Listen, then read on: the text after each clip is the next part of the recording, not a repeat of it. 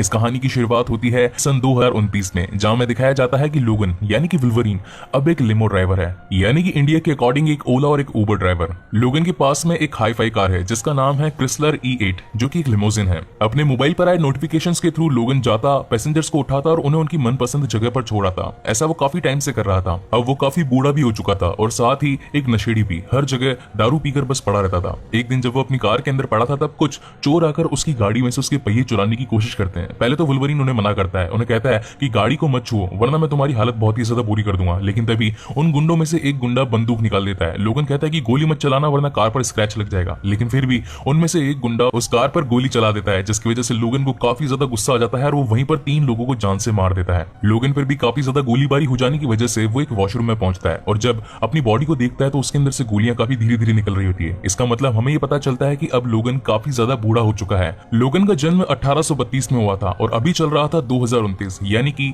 पूरे 197 साल, 197 ईयर्स। वो अब करीब करीब 200 साल का बूढ़ा हो चुका था। और अब हम ये देखते हैं कि उसके शरीर में एडमेंटियम की कमी भी हो जाने के कारण उसका हीलिंग फैक्टर भी बहुत ही धीरे तरीके से काम कर रहा था। उसे जितने भी जख्म लगते वो एट द मोमेंट भर नहीं पाते, उन्हें भरने में काफी ज्यादा टाइम भी लगता और उसका शरीर भी अब नॉर्मल इंसानों की तरह ही बिहेव करने लगता, यानी कि थक जाना, सो जाना और साथ ही गंभीर हालत के अंदर अपने शरीर पर काबू न हो पाना। एक दिन लोगन अपने क्लाइंट्स को लेकर ग्रेवयार्ड पहुंचता है, तभी वहां पर उसके सामने एक औरत आती है जिसका नाम होता है गैब्रिएला लोपेज। वो उसे कहती है कि लोगन मुझे तुम्हारी जरूरत है, प्लीज मेरी मदद करो वरना वो लोग मुझे जान से मार देंगे। उस मोमेंट तक लोगन उसकी बातों को समझ नहीं पाता और वो वहां से निकल जाता है। और जैसे ही वो मेन रोड पर आता है तो उसकी गाड़ी में उसे एक इंसान बैठा मिलता है। उसका नाम होता है डोनाल्ड पियर्स। डोनाल्ड पियर लोगन से पूछता है कि क्या तुम उस औरत से मिले? तब वहां पर लोगन पूछता है कि मैं किसी औरत को नहीं जानता। तो डोनाल्ड कहता है कि हमारे यहाँ से एक खास चीज भाग गई है जो कि उस नर्स के पास में है, मुझे तुमसे कोई मतलब नहीं है, बस मैं ये चाहता हूँ कि अगर वो औरत यानी कि वो नर्स फिर से अगर तुम्हारे पास में है तो तुम डायरेक्ट मुझसे कांटेक्ट करना। और वो वहीं पर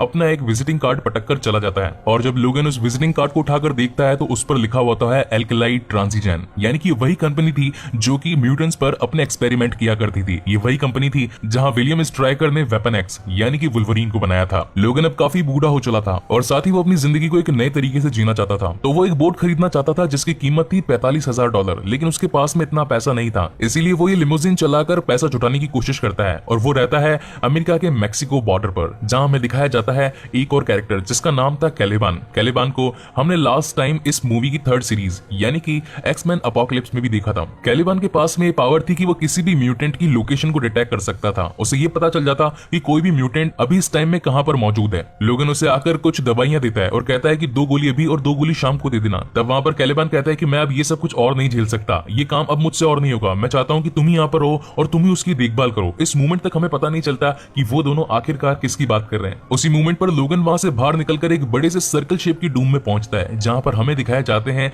चार्ल्स जेवियर, जो कि आज तक जिंदा होते हैं। उनकी एज अब 90 साल हो चुकी होती है। तब वहां पर लोगन उन्हें गोलियां देता है और कहता है कि आप समय पर अगर गोलियां नहीं लेंगे तो हम सबके लिए मुसीबत खड़ी हो जाएगी। और उसी मोमेंट पर वहां पर एक जोरदार का झटका आता है, हर जगह कंपन शुरू हो जाती है। वो दोनों म्यूटेंट्स यानी कि कैलिबान और साथ ही लोगन दोनों भी इस कंपन को नहीं झेल पाते और फाइनली लोगन कैसे तैसे करके वो सीरम जो कि चार्ल्स के लिए इंपॉर्टेंट था वो उसके अंदर इंजेक्ट कर ही देते हैं और तब जाकर वो पूरा कंपन शांत होता है। और तब हमें पता चलता है कि चार्ल्स जेवियर अब मेंटली काफी ज्यादा बूढ़े हो चुके हैं, क्योंकि अब उनका दिमाग बिल्कुल भी ठीक तरीके से काम नहीं करता, यानी कि दुनिया के सबसे शक्तिशाली दिमाग के पास में ही दिमाग की बीमारी होती है। और जब भी उन्हें ऐसा दौरा पड़ता था, आसपास में मौजूद सभी इंसान और साथ ही सभी म्यूटेंट्स की जान पर खतरा मंडराने लगता। कुछ कुछ तो घायल भी हो जाते और साथ ही कुछ कुछ तो जान से भी मारे जाते। एक दिन जब लोगन अपने क्लाइंट्स को छोड़ने के लिए उनकी लोकेशन पर पहुंचता है तो उसे मोबाइल पर एक नोटिफिकेशन आता है जिसमें एक होटल का डायरेक्शन दे रखा होता है। लोगन उस डायरेक्शन पर पहुंचता है तो वहां पर उसे वही बच्ची मिलती है जिसकी माँ एक बार उसे ग्रेवयार्ड में मिलने के लिए आई थी। और थोड़ी ही देर में वहां पर उसकी माँ यानी कि गैब्रिएला लोपेज भी बाहर आ जाती है और उसे कहती है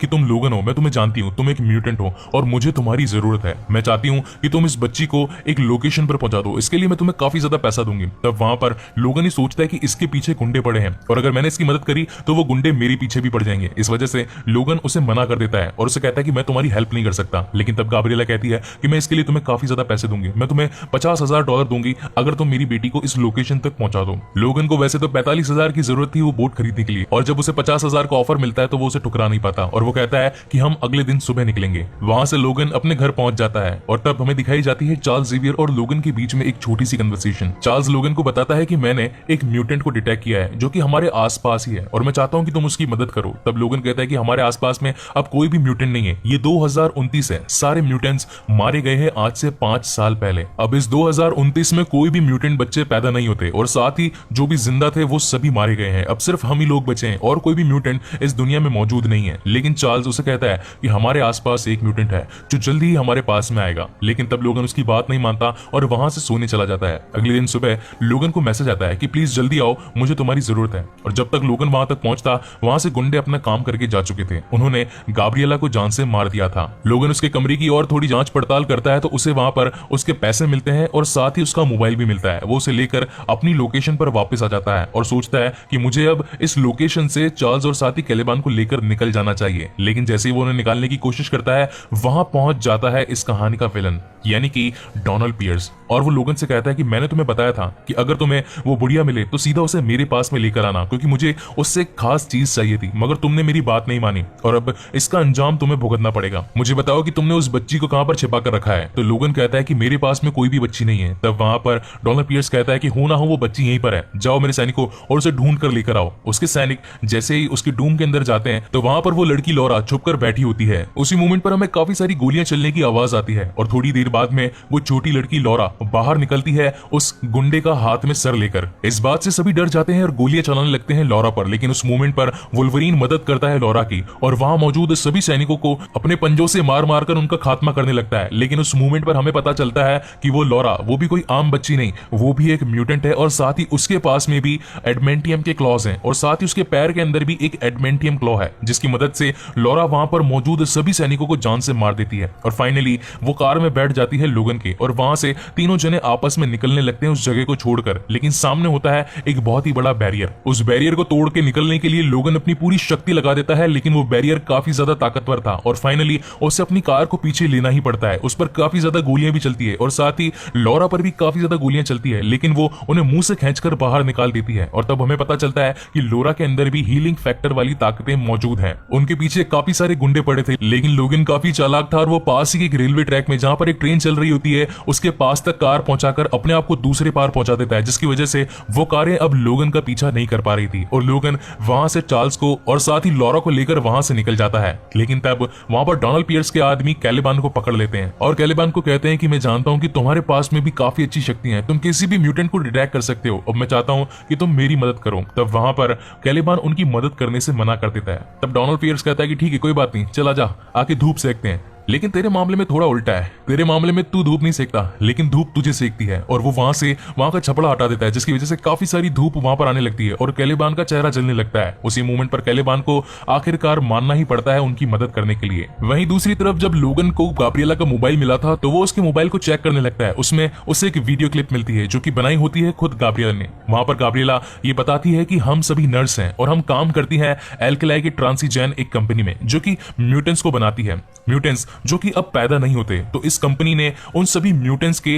डीएनए पर काम करके यहाँ पर कुछ आम महिलाओं को जो कि मैक्सिको से बिलोंग करती थी उनके अंदर इंजेक्ट किया वो डीएनए। उसके बाद में 9 महीने तक उन बच्चों को उनकी कोख में पाला और जब वो बच्चे बड़े हो गए, जब वो बच्चे इस दुनिया में आ गए तो उन सभी ने उन औरतों को जान से मरवा दिया। हम सभी गरीब जरूर थे लेकिन हमारे अंदर भी इंसानियत थी। हम सभी नर्सेज ने उन बच्चों को बड़ा किया, लेकिन ट्रांसिजेन कंपनी का मकसद कुछ और ही था। वो चाहते थे कुछ ऐसे योद्धा बनाना, कुछ ऐसे सैनिक बनाना जो कि हर वक्त लड़ाई में उनका साथ दें। लेकिन वो सभी बच्चे काफी ज्यादा नादान थे, वो उनकी बातों को समझ नहीं पाते थे और उन्हें जो भी ऑर्डर मिलता वो उसे ठीक से पूरा नहीं करते और हर बार गुस्सा हो जाया करते थे और गुस्से में आकर जाने अनजाने में उन्हीं लोगों पर काफी बार हमला भी कर देते थे, क्योंकि उनके अंदर भी अब फीलिंग्स आ चुकी थी, क्योंकि वो भी इंसानों के साथ रहते थे। लेकिन ट्रांसिजेन कंपनी ने उसका भी तोड़ निकाल लिया था। अब उन्होंने बना लिया था X-24 जो कि उनका लेटेस्ट एक्सपेरिमेंट था, जो कि उन लोगों की बात भी मानता था और साथ ही सभी कामों को ठीक तरीके से फिनिश भी कर देता था। और जब ट्रांसिजेन को ये लगता है कि हमारे पास में जब एक काम कामयाब एक्सपेरिमेंट आ गया है तो क्यों ना पुराने सभी एक्सपेरिमेंट को जान से मरवा दिया जाए। लेकिन उसी मोमेंट पर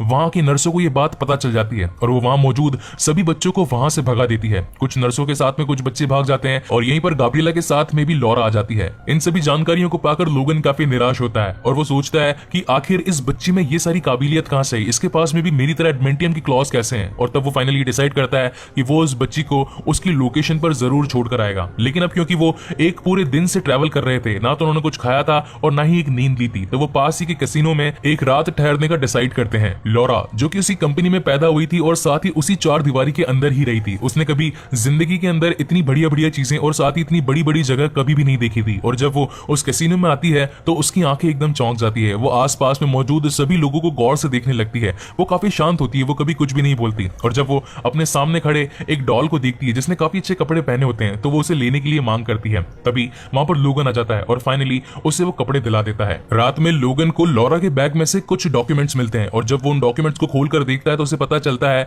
कि लॉरा, जिसका नाम है X-23, जो कि उनकी 23rd वेपन थी और वो बनी थी जेम्स हॉलेट के डीएनए से, यानी कि उसी के डीएनए से जिसके अंदर मौजूद था एडेमेंटियम। और उसकी हीलिंग फैक्टर और साथ ही लो एजिंग वाली पावर्स भी अब X-23 में आ चुकी थी। और यही रीजन था कि लॉरा बिल्कुल वुल्वरीन की तरह ही थी। साथ ही उसे वहां पर एक कॉमिक्स भी मिलती है जिसके अंदर एक इडीन नाम की जगह लिखी हुई थी जहां पर सभी एक्समैन यूनाइट होकर पहुंचा करते थे। तब वहां पर वुल्वरीन को लगता है कि ये क्या बकवास है। उस गाब्रिएला को लगता है कि इडीन नामक कोई एक जगह है और वो इन सभी बच्चों को वहां पर पहुंचाना चाहती है। ऐसी तो कोई जगह ही नहीं है और अगर बच्चे वहां पर पहुंच गए तो उन्हें वहां पर कुछ भी नहीं मिलेगा। तब वहां पर वुल्वरीन वापस आता है और लॉरा को समझाता है कि जिस जगह की तुम बात कर रहे हो ऐसी कोई जगह तो एग्जिस्ट करती नहीं है। लेकिन तब चार्ल्स वुल्वरीन को कहता है कि ये बच्ची सही कह रही है, इसे जहां जाना है प्लीज इसे वहां पर ले जाओ। इसके बाद में तुम और मैं आजाद होंगे अपनी जिंदगी को आराम से जीने के लिए। ये जो बात कहती है इसे मान जाओ। और उसी मूवमेंट पर वुल्वरीन अपनी गाड़ी को चेंज करने के लिए नीचे उतरता है क्योंकि उस गाड़ी पर काफी ज्यादा गोलियां लग चुकी थी और साथ ही वो गाड़ी काफी ज्यादा खराब भी हो चुकी थी। तो वहीं पर मौजूद एक कार रेंटल कंपनी के पास में वुल्वरीन पहुंचता है और $10,000 में एक ऐसी कार खरीद लेता है जो कि उनके सफर में आगे जाने के लिए उनके काम आती। लेकिन जैसे ही वो वापस कैसीनो पहुंचता है तो उसे पता चलता है कि डोनाल्ड पियर्स के सभी आदमी, सभी गुंडे वहां पर पहुंच गए थे। उन गुंडों को रिवर्स के नाम से भी बुलाया जाता है। रिवर्स जिनके शरीर का कोई ना कोई एक पार्ट या तो टूटा हुआ या फिर कोई नया मैकेनिकल लगाया हुआ होता है। अब चाहे वो हाथ भी हो सकता है और चाहे पैर भी। लोगन छिपते छिपाते अपने उस रूम में पहुंचता है जहां पर चार्ल्स और लॉरा मौजूद होते हैं। लेकिन उसी मोमेंट पर चार्ल्स को दिमाग का दौरा पड़ता है क्योंकि उसने अपनी दवाई नहीं ली थी, जिसकी वजह से उसके आसपास मौजूद सभी इंसान जहां खड़े थे बिल्कुल वहीं पर खड़े रह जाते हैं और जो आसपास में म्यूटेंट होते हैं वो उसकी शक्ति को सहन नहीं कर पाते। उन सभी म्यूटेंट्स का उस कंपन की वजह से काफी बुरा असर पड़ता है जो कि लोगन पर भी हो रहा होता है और साथ ही उस बच्ची लॉरा पर भी। लेकिन उसी मोमेंट पर जब लोगन वहां पहुंचता है तो वहां पर ऑलरेडी कई सारे गुंडे यानी कि कई सारे रिवर्स उन्हें जान से मारने के लिए वहां पर खड़े होते हैं। लेकिन उस कंपन की वजह से वो बिल्कुल वहीं पर स्टिक एकदम रुक से जाते हैं और यही मौका पाकर वुल्वरीन अपने क्लॉस के साथ में उन सभी को एक एक करके जान से मारता जाता है और वो फाइनली इंजेक्शन चार्ल्स की बॉडी में इंजेक्ट कर ही देता है, जिसकी वजह से फाइनली वो कंपन एकदम शांत हो जाता है और उनकी जान भी बच जाती है। यही मौका पाकर लोगन अपने साथ में लॉरा और चार्ल्स को लेकर वहां से निकल जाता है। रास्ते में जाते जाते उन्हें एक और ट्रक मिलता है जिसके अंदर कम से कम 5 से 6 घोड़े थे जो कि अपना आपा खो बैठे थे और उसी की वजह से वो घोड़े इधर उधर हिल रहे थे जिससे कि चलाने वाले ड्राइवर का बैलेंस बिगड़ जाता है। और जैसे ही उसका बैलेंस बिगड़ता है तो सारे घोड़े उसके ट्रक से निकलकर रोड पर घूमने लगते हैं। तब वहां पर चार्ल्स वुल्वरीन को कहता है कि हमें इन लोगों की मदद करनी चाहिए। तो वहां पर वुल्वरीन कहता है कि कोई भी अगर इनकी मदद कर देगा हम क्यों रुके, हमें जाना है, हमारे पीछे गुंडे पड़े हैं। लेकिन चार्ल्स कहता है कि नहीं, उनकी मदद करना जरूरी है वरना वहां पर एक बड़ा हादसा भी हो सकता है। और तभी वुल्वरीन फिर से गाड़ी घुमाता है और चार्ल्स उनकी लोकेशन पर आकर अपने माइंड टेलीपैथिकल पावर्स का यूज करता है जिसकी मदद से वहां मौजूद सभी घोड़े जो कि इधर उधर भाग रहे थे वो फाइनली वापस से आ जाते हैं उन सभी परिवार के पास में। उस परिवार का नाम होता है मैंसन परिवार, जिसके अंदर 3 मेंबर्स थे, माता, पिता और साथ ही उनका बच्चा नेट। और वो वुल्वरीन से उनकी मदद करने के लिए उनका शुक्रिया अदा करते हैं और कहते हैं कि आज जो आपने हमारी मदद करी उसके लिए हम आपको अपने घर पर खाने के लिए इनवाइट करना चाहते हैं। तब वुल्वरीन कहता है कि नहीं नहीं, हमें काफी लंबे सफर के लिए जाना है तो हमें यहाँ से अभी निकलना पड़ेगा। लेकिन चार्ल्स कहता है कि नहीं नहीं, हम आपके घर पर खाना खाने के लिए जरूर आएंगे। और तभी वो सभी निकल जाते हैं उनके घर की ओर। रात को सभी डिनर करने के लिए बैठते हैं तो पूरे परिवार का आपस में एक दूसरे से इंट्रोडक्शन होता है। तब वहां पर वुल्वरीन कहता है कि ये मेरे पिता हैं, इनका नाम है चार्ल्स, और साथ ही ये मेरी बेटी है, इसका नाम है लॉरा। तब वहां पर मैंसन परिवार भी आपस में एक दूसरे से इंट्रोडक्शन करता है। वो कहता है कि ये मेरी पत्नी है और साथ ही ये मेरा बेटा जो कि स्कूल जाता है। तब वहां पर चार्ल्स कहता है कि हाँ, मैं भी किसी टाइम पर एक स्कूल चलाया करता था कुछ खास बच्चों की। तो वुल्वरीन वो सुनकर हंसने लगता है। वो कहता है कि कम से कम आपने उन बच्चों को खास तो बोला। तब वहां पर चार्ल्स कहता है कि ये भी कभी मेरा स्टूडेंट हुआ करता था लेकिन ये स्कूल में कम और बाहर ज्यादा घुमा करता था। इस बात से वुल्वरीन को काफी हंसी आ जाती है और वो कहता है कि हाँ, ये आप ही के कारण थे जिनकी वजह से मुझे बाहर घूमना पड़ता था। लेकिन तब हमें पता चलता है कि उनके घर में पानी खत्म हो जाता है। फिल की पत्नी कहती है कि हमारे घर में मेहमान आए हुए हैं और साथ ही 3 दिनों से पानी नहीं आया है और खाली आज ही पानी आया था 1 घंटे के लिए और फिर से पानी चला गया, हमें उन सभी का कुछ करना पड़ेगा। तब वहां पर वुल्वरीन कहता है कि आखिर कौन लोग जो आपका पानी रोक रहे हैं। तब वहां पर विल कहता है कि हमने ये जमीन बेचने से मना कर दिया था अल्कलाइन एजेंसी को। वो यहाँ पर बड़े बड़े मक्के के खेत लगाना चाहती थी, लेकिन मैंने अपनी जमीन बेचने से मना कर दिया। तो वो आए दिन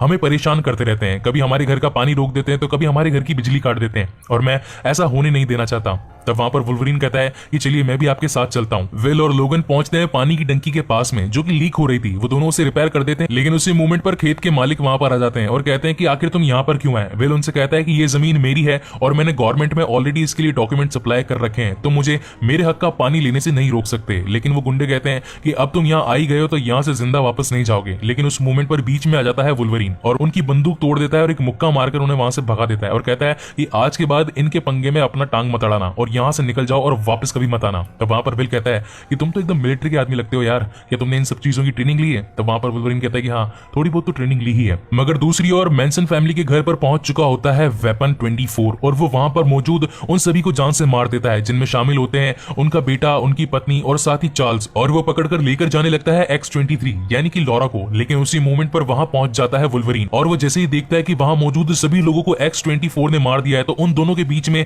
एक खतरनाक लड़ाई शुरू हो जाती है। और तब उसे पता चलता है कि X-24 भी और कोई नहीं बल्कि वुल्वरीन के डीएनए से ही बनाया गया एक म्यूटेंट है। X-24 ने चार्ल्स को जान से मार दिया था। इस बात से वुल्वरीन काफी ज्यादा गुस्सा हो जाता है और वो धड़ाधड़ वार करने लगता है X-24 पे। लेकिन तब हमें पता चलता है कि उसकी काबिलियत अब काफी ज्यादा बढ़ चुकी है, उसकी हीलिंग फैक्टर भी काफी ज्यादा शानदार है, जो कि हर वार को फटाफट से एकदम रिकवर कर देते थे। कैलिबान जो उनकी ट्रक में उनके साथ आया हुआ था और वो देखता है कि जब सभी लोग जान से मर गए हैं और साथ ही X-24 का पलड़ा भारी पड़ रहा है, तो वो वहां मौजूद कुछ ग्रेनेड्स को अपने हाथों से निकालकर एक बहुत ही बड़ा बम फोड़ देता है, जिसकी वजह से X-24 का ध्यान वहां से हट जाता है और मौका पाकर लोगन वहां पर उस पर हावी होने की कोशिश करता है। लेकिन उसी मूवमेंट पर वहां पहुंच जाता है विल अपनी कार से और टक्कर मार देता है X-24 को, जो कि टकरा जाता है एक बहुत ही बड़े पेड़ के साथ में। उसका तना पूरी तरीके से X-24 में घुस चुका होता है और वहीं पर वो गोलियां भी चला जाता है X-24 पे। विल अपनी शॉटगन निकालता है और काफी सारे हेडशॉट मारता है X-24 को ताकि वो जान से मर जाए और साथ ही वो लास्ट हेडशॉट मारने वाला होता है वुल्वरीन को, लेकिन तब तक उसकी गोलियां खत्म हो चुकी थी। विल भी काफी ज्यादा घायल हो चुका था और इसी वजह से वो वहीं पर गिर जाता है और वहीं उसकी मौत हो जाती है। लोगन लोरा को अपनी कार में डालकर चार्ल्स जेवियर के साथ में वहां से निकल जाता है और सुबह उसका दाह संस्कार करता है, उसे जमीन खोदकर वहां पर गाड़ देता है। लेकिन तब वहां पर दिखाया जाता है इस कहानी का एक बहुत ही इमोशनल सीन। चार्ल्स जेवियर जिससे ही एक्समैन की शुरुआत हुई थी, ये वही म्यूटेंट थे जिन्होंने स्कूल खोला उन सभी म्यूटेंट बच्चों के लिए जो कि बाकी दुनिया से अलग थे। उन्होंने सहारा दिया उन म्यूटेंट्स को जिसका अब कोई भी अपना नहीं था। उनमें से ही एक था लोगन और लोगन ने अपनी आंखों के सामने ही चार्ल्स को खोया था। वो इस बात से काफी ज्यादा रो रहा था और इस बात का गुस्सा वो अपनी गाड़ी पर निकालता है। जब उस गाड़ी को स्टार्ट करने लगता है तो वो चलती नहीं है, तो वो उसे काफी ज्यादा गालियां बकता है, जो कि लॉरा वहां खड़े खड़े देख रही होती है। लेकिन उसी मोमेंट पर लॉरा को अपने सामने एक गाड़ी और दिखती है। अगले सीन में लोगन की आंख खुलती है एक हॉस्पिटल में और वहां पर एक डॉक्टर उसे बताते हैं कि अभी तुम उठ नहीं सकते, यहाँ से कहीं जा नहीं सकते, तुम काफी ज्यादा जख्मी हो। मैं जानता हूं कि तुम कोई आम इंसान नहीं हो, लेकिन मुझे आज तुम्हें देखकर काफी खुशी हो रही है। तुम एक म्यूटेंट हो और तुम्हें यहाँ पर पाकर मैं बहुत ही खुश हूं। मैं चाहता हूं कि मैं तुम्हारा इलाज करूं। लेकिन तब लोगन कहता है कि तुम्हारी भलाई यही है कि तुम मुझे यहाँ से जाने दो, वरना तुम्हारे साथ अच्छा नहीं होगा। और वो वहां से निकल जाता है और अब जो कार लॉरा ने उस इंसान से चुराई थी, वहां से लोगन और साथ ही लॉरा उस कार में बैठकर निकल जाते हैं। और वहीं पर सीन शिफ्ट होता है डोनाल्ड पियर्स की तरफ। डोनाल्ड पियर्स जो कि पहुंचा था पिछली रात लॉरा को अपने साथ में लेकर जाने के लिए, लेकिन लॉरा तो उसके हाथ नहीं लगती, लेकिन उसका बैग जरूर लग जाता है और उसके बैग में उसे मिलती है एक तस्वीर जो कि होती है लॉरा और साथ ही उसके दोस्तों की, और उसके पीछे एक लोकेशन लिखा होता है। और तब वो समझ जाता है कि हो ना हो लॉरा अब सीधा उसी लोकेशन पर जाएगी। 2 दिनों तक रेगुलर कार चलाने की वजह से लोगन की हालत भी काफी ज्यादा खराब हो चुकी थी। तब वहां पर लॉरा उसको सहारा देती है और उसे गाड़ी में सुलाकर खुद ही गाड़ी चलाने लगती है और वो पहुंच जाते हैं उनकी मेन लोकेशन पर, जिसका नाम होता है इडीन, जो कि वैसे तो एक मनगढ़ंत कहानी थी, लेकिन उन दोस्तों के लिए वही कहानी सच थी। यानी कि अल्कलाइट ट्रांजिशन। वहां की नर्सों ने उन बच्चों को बस एक्समैन की ही कहानियां और साथ ही उन्हीं की कॉमिक्स पढ़ाई थी। उसकी वजह से उन एक्समैन का उन बच्चों पर काफी ज्यादा असर पड़ा था। जब लोगन को उनकी लोकेशन दिखती है तो वो एकदम हक्का बक्का हो जाता है और साथ ही अब अपनी थकान की वजह से वहीं पर गिर जाता है। लेकिन सारे बच्चे उसे एक रस्सी से खींचकर अपने ऊपर उस कुटिया तक पहुंचा ही देते हैं। जब लोगन वहां पहुंचता है तो उसे अपने सामने 8 से 10 बच्चे दिखते हैं जो कि सभी भागे होते हैं एल्कलाइट ट्रांसिजन से, और वो सभी कोई आम बच्चे नहीं, वो सभी भी म्यूटेंट्स होते हैं। तब वहां पर लोगन पूछता है कि आखिर लोरा कहां पर है, तो वो कहते हैं कि लोरा सो रही है। तो वो कहते हैं कि क्या हम उनमें जगह है, तो लोगन कहता है कि नहीं, उसे सोने दो, क्योंकि काफी समय से वो ठीक से सोई नहीं है। अगले दिन जब उसकी नींद खुलती है तो वहां पर लोरा और साथ ही उसका एक फ्रेंड एक टेलीस्कोप की मदद से पहाड़ी की दूसरी ओर देख रहे होते हैं। तब लोगन पूछता है कि आखिर तुम लोग क्या कर रहे हो, तब वहां पर वो लड़का बताता है कि इस पहाड़ी की दूसरी ओर कनाडा शुरू होता है, यानी कि यूएस की जो बॉर्डर लाइन थी वो खत्म होने वाली है और कनाडा में यूएस के कोई भी कानून नहीं चलेंगे। हम सभी दोस्तों ने फाइनल डेस्टिनेशन चूज करी थी और टाइम दिया था आज दिन तक का, और इसके बाद में हम सभी ने डिसाइड किया था कि अगले दिन सुबह सुबह हम बॉर्डर पार करने के लिए यहाँ से निकल जाएंगे, क्योंकि जब तक हम यूएस में रहेंगे यहाँ के कानून हम पर लागू रहेंगे और यहाँ की यूएस मिलिट्री भी कभी भी आकर हम पर हमला कर सकती है। रात को हमें दिखाई जाती है एक सॉफ्ट कन्वर्सेशन लॉरा और साथ ही लोगन के बीच में। लोगन कहता है कि तुम्हें बस यहाँ पहुंचना था और मैंने तुम्हें पहुंचा दिया है और अब मैं यहाँ से जा रहा हूँ। लेकिन इस मोमेंट तक लॉरा को लोगन से काफी ज्यादा अटैचमेंट हो चुका था, क्योंकि लोगन ने हर वक्त लॉरा की मदद करी थी। वो रोने लगती है, लेकिन लोगन कहता है कि मैं जिससे भी प्यार करता हूँ उन सभी का अंत हो जाता है, वो सभी मुझसे दूर हो जाते हैं और अगर मैं भी तुम्हारे साथ रहूंगा तो तुम्हारी जान पर भी खतरा मंडराएगा। तब वहां पर लॉरा कहती है कि ये तो और भी अच्छी बात है और जब तक आप मेरे साथ हैं मुझे कुछ भी नहीं होगा। अगले दिन सुबह जब लोगन की आंख खुलती है तब तक सारे बच्चे उस घर से जा चुके थे। वो खड़ा होकर उसी टेलीस्कोप में देखता है तो उसे पता चलता है कि वहां पर डोनाल्ड पियर्स के आदमी अपनी सभी गाड़ियों के साथ में आने वाले हैं और उन सभी बच्चों को पकड़ने वाले हैं। और जब लोगन को यह बात पता चलती है कि अगर उनके हाथ में ये सारे बच्चे लग गए तो वो मौका पाकर वहां पर उन सभी बच्चों को जान से मार देंगे, लेकिन लोगन ऐसा होना नहीं देना चाहता था और तभी वहां पर मौजूद एक सीरम को वो पूरी तरीके से अपने शरीर में इंजेक्ट कर लेता है। ये वही सीरम था जब बच्चों को लड़ाई के वक्त उन्हें दिया जाता था। वो सीरम थोड़े समय तक उनकी पावर्स को बहुत ही ज्यादा एनहांस कर देता था और यही सीरम पाकर लोगन दौड़ने लगता है उन सभी गाड़ियों की तरफ जो कि पीछा कर रही होती है उन सभी बच्चों का, और वहां पर एट द एंड लोगन पहुंच ही जाता है उन सभी को जान से मारने के लिए। और फिर शुरू होता है मौत का एक नया तांडव, जहां एक और रिवर्स पकड़ रहे होते हैं उन म्यूटेंट बच्चों को, वहीं दूसरी ओर लोगन एक के बाद एक रिवर को वहां पर जान से मारता जाता है। लेकिन थोड़ी ही देर बाद में उस सीरम का असर भी कम होने लगता है और साथ ही लोगन की पावर भी डाउन होने लगती है और यही मौका पाकर वहां पर रिवर्स सभी के सभी म्यूटेंट बच्चों को पकड़ लेते हैं। और तब वहां हमें दिखाए जाते हैं डॉक्टर राइस। ये डॉक्टर राइस ही था जिसने की एल्कलाइट ट्रांसिजन को पूरी तरीके से नया बनाने की कोशिश करी, नए म्यूटेंट्स को पैदा किया और साथ ही अपने फायदे के लिए उनको अपने हिसाब से चलाना शुरू किया। लोगन वहां पर पहुंचता है और जवाब मांगता है कि आखिर तुम सबने ऐसा क्यों किया। तब वहां पर ट्रांसिजन का हेड यानी कि डॉक्टर राइस वहां आता है और कहता है कि मेरे पिता जिन्होंने एक मूवमेंट पर आपको बनाया था यानी कि विलियम स्ट्राइकर, मैं उन्हीं का बेटा हूं और उनके जाने के बाद में इस कंपनी का सारा कारोबार मैंने संभाला। यहाँ पर उन बच्चों को पैदा किया जो कि आम बच्चों से काफी अलग थे, हमने उन्हें सहारा दिया, हमने उन्हें लड़ना सिखाया। लेकिन इन सभी बातों को फिजूल मानते हुए वुल्वरीन एक गोली चला देता है राइस पर। लॉरा भी उनकी कैद से छूट जाती है और साथ ही वहां मौजूद सभी सैनिकों पर हमला करने लगती है। लेकिन उसी मोमेंट पर वहां पहुंच जाता है X-24 जो कि उन सभी का सबसे काबिल म्यूटेंट था और लड़ने लगता है वुल्वरीन से। और फिर शुरू होती है एक और सबसे घमासान लड़ाई जो कि मेरे हिसाब से इस मूवी की सबसे बेस्ट लड़ाई थी। लोगन उस पर जितने भी वार करता है लेकिन उसके हीलिंग फैक्टर की वजह से वो सारे के सारे वार फिर से रिकवर हो जाते और फाइनली एक मोमेंट ऐसा आता है जब लोगन को वो जान से मारने ही वाला होता है, लेकिन वहां पहुंच जाती है लोरा और एडवेंटियम वाली गोली मार देती है X-24 के सर में और वहीं पर उसका सर फाड़कर उसे जान से मार देती है।